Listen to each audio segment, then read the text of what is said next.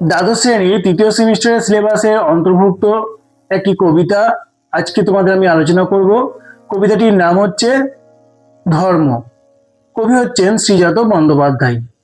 এই কবিতাটির প্রতিটা পংক্তি আমরা সহজভাবে বিশ্লেষণ করব। দেখো, এই কবিতাটি সাধারণত একটি সনেট জাতীয় কবিতা, অর্থাৎ এই কবিতায় 14টি পংক্তি আছে।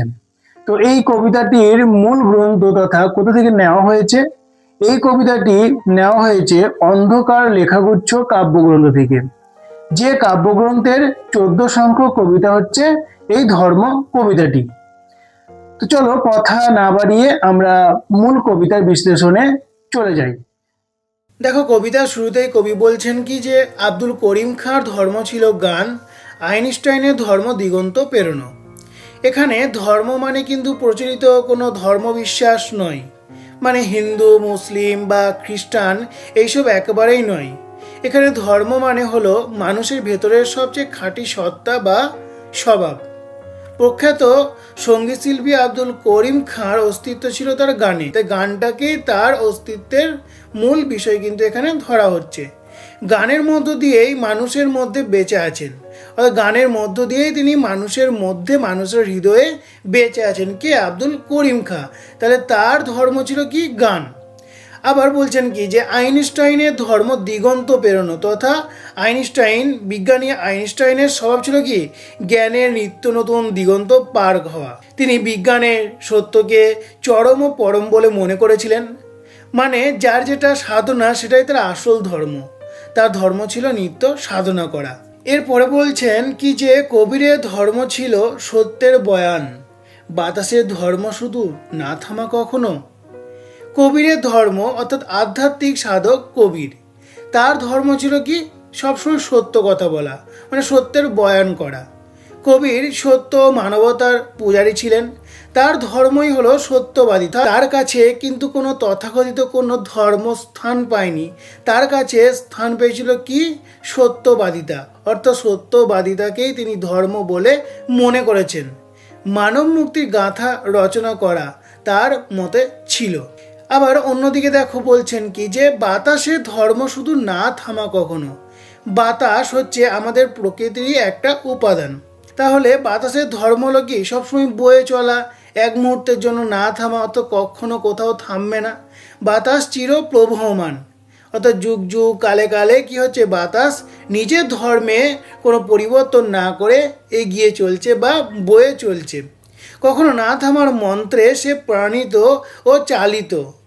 তার মানে মানুষ হোক বা প্রকৃতি, সবারই নিজস্ব একেবারে স্বাভাবিক একটা বৈশিষ্ট্য আছে, আর সেটাই তাদের টিকিয়ে দেয় বা টিকিয়ে রাখে। এরপরে আমরা দেখতে পাচ্ছি কি, দেখো এরপরে কি বলছেন যে ভ্যান গগের ধর্ম ছিল উন্মাদনা আঁকা, গার্সিয়া লোরকার ধর্ম কবিতার জিদ। বিখ্যাত চিত্রশিল্পী ভ্যান গগের ভেতরে যে একটা তীব্র উন্মাদনা বা পাগলামি ছিল, সেটা কিন্তু তার মধ্য দিয়ে, অর্থাৎ সেই তার উন্মাদনা ও পাগলামির মধ্য দিয়ে কিন্তু তাকে অমর সব ছবি আঁকিয়েছে। আবার স্প্যানিশ কবি দেখো লোরকা, অর্থাৎ গার্সিয়া লোরকার ধর্ম কবিতার জিদ, যিনি নিজের আদর্শের জন্য প্রাণ দিয়েছিলেন। তার ধর্ম ছিল কি? কবিতার মাধ্যমে ন্যায়ের জয়গান গাওয়া। তিনি কবিতার মধ্য দিয়ে নিজের ধর্মের তথা সৃজনশীলতার পরিচয় দিয়েছেন, রূপ দিয়েছেন মানবের কথাকে। কবি খুব সুন্দর করে ধাপে ধাপে কবিতার ভিতরে একটা গভীর বোধ তৈরি করেছেন। এরপরে বলছেন কি যে লেনিনের ধর্ম ছিল নতুন পতাকা, আগুনের ধর্ম আজও ভস্মের চরিত। রুশ বিপ্লবের নেতা লেনিন সাম্যবাদের প্রচারক, তার সাধনা মানুষের মুক্তি। লেনিনের ধর্ম ছিল কি? সমাজ পরিবর্তনের মাধ্যমে নতুন পতাকা উড়ানো। অন্যদিকে আগুনের স্বভাব হলো কি? সব কিছু পুড়িয়ে ছাই করে দেওয়া বা ভস্ম করে দেওয়া। এখানে কিন্তু কবি একেবারে নিরপেক্ষভাবে ঐতিহাসিক আর প্রাকৃতিক শক্তির নিজস্ব স্বভাবকে তুলে ধরেছেন। ঐতিহাসিক হচ্ছে লেনিনের কথা বলছেন। লেনিনের ধর্ম কী ছিল? তার পতাকা উড়ানো আর পরিবর্তন করা, সমাজ পরিবর্তনের মাধ্যম তিনি কী বেছে নিয়েছিলেন? পতাকা ওড়ানো। অন্যদিকে দেখো আগুন হচ্ছে কি প্রাকৃতিক একটা জিনিস, প্রাকৃতিক যে শক্তি সেই শক্তির যে নিজস্ব স্বভাব, তথা আগুন কি করে সব কিছুকে পুড়িয়ে ভস্ম করে দেয়, ধ্বংস করে দেয়। তাই সে কথা তিনি এখানে বলছেন। আগুন যেমন পোড়াতে বাধ্য করে, লেনিনও তেমন কি করছেন, রাজনৈতিক দর্শনে অবিচল ছিলেন। প্রত্যেকে কিন্তু নিজ নিজের স্বভাবে আবদ্ধ। দেখো এই পরের স্তবকে কবি বলছেন তো ধর্ম কিন্তু একই গ্রহে থাকে, এ ওকে সে তাকে আরও জায়গা করে দেয়। তবে কেন অন্য পথ ভাবাই তোমাকে, তোমার ধর্মের পথ কেন অপব্যয়? এই স্তবকে কবি প্রশ্ন করছেন। তার আগে প্রথমে বলছেন কি যে বলছি এত এত ধর্ম কিন্তু একই গ্রহে থাকে, অর্থাৎ এত এত ধর্ম কিন্তু একটাই গ্রহে তো থাকছে। অর্থাৎ এই পৃথিবী জুড়ে অনেক ধর্মের অবস্থান আছে, সেই সঙ্গে রয়েছে নানা বিশ্বাস ও ভিন্ন আচরণ। তবু মানুষ কি করছে, একই সঙ্গে বসবাস করছে। এত আলাদা ধর্ম থাকলেও একই পৃথিবীতে পাশাপাশি সকলে কি টিকে আছে তো সকলেই। বলছি এ ওকে সে তাকে আরও জায়গা করে দেয়, অর্থাৎ প্রত্যেকে কি করছে, একে অপরকে সাহায্য করছে, একে অপরকে থাকার জন্য জায়গা দিচ্ছে বা একে অপরে মিলেমিশে থাকছে। তারা তো কেউ কাউকে ধ্বংস করে দিচ্ছে না, উল্টে একে অপরের জন্য জায়গা করে দিচ্ছে। এই পৃথিবীতে যেমন গানের জায়গা আছে তেমনি বিজ্ঞানেরও জায়গা আছে, অর্থাৎ প্রত্যেকে মিলেমিশে থাকছে। কিন্তু এরপরে কবি প্রশ্ন করছেন, কি বলছেন, তবে কেন অন্য পথ ভাবাই তোমাকে, তোমার ধর্মের পথে কেন অপব্যয়? অর্থাৎ এ সমস্ত কিছু আছে আমি মানছি, কিন্তু তবে কেন অন্য পথ ভাবাই তোমাকে, তোমাকে কেন অন্য পথ ভাবাচ্ছে? যে অপরের জন্য ভাবে, জায়গা দেয়, সেটাই মানব ধর্ম, সেটাই মানবিকতা। বিভিন্নতার মাঝেও অন্যের ধর্ম আচরণের প্রতি সহানুভূতি, সহমর্মিতার প্রদর্শন। কবি প্রশ্ন করেন, এসবের মাঝে থেকেও তুমি কেন অন্য পথের এ ভাবনায় ভাবিত হও? অন্য ধর্মের কথা নিজের চিন্তা চেতনা বিশ্বাসকেই বড় করে দেখো। এই স্বীয় ধর্মের প্রতি আনুগত্য বা বিশ্বাস ধর্মেরই অপব্যয়, অর্থাৎ তোমার ধর্মের পথে কেন অপব্যয়, এই কথা তিনি বলছেন, অর্থাৎ তিনি প্রশ্ন করছেন। প্রকৃতিতে যদি সব ভিন্নতা একসাথে শান্তিতে থাকতে পারে, তবে মানুষ কেন অন্য মানুষের ভিন্ন পথ বা মত দেখলে এত চিন্তিত হয়ে পড়ে? তথা এই যে প্রকৃতি আমাদের চারিদিকে আছে, এখানে দেখো প্রকৃতি প্রত্যেকে কিন্তু নিজের নিজের মতন করে আছে, কিন্তু আমরা মানুষরা সেটা কিন্তু পারি না। আমরা সব সময় কী করি, একে অপরে দোষারোপ করে থাকি এবং একে অপরের দোষ ত্রুটিগুলো খুঁজে থাকি। তাই তো বলছে তোমার ধর্মের পথ কেন অপব্যয়, অর্থাৎ প্রকৃতি যদি সব কিছু একসাথে শান্তিতে করতে পারে, তাহলে আমরা তথা মানব সমাজ কেন পারে না? বলছি কেন আমরা তথাকথিত ধর্মের নামে কি করছি, একে অপরের সাথে লড়াই করছি, আর সেই লড়াইয়ের ফলস্বরূপ কী হচ্ছে, জীবন যাচ্ছে।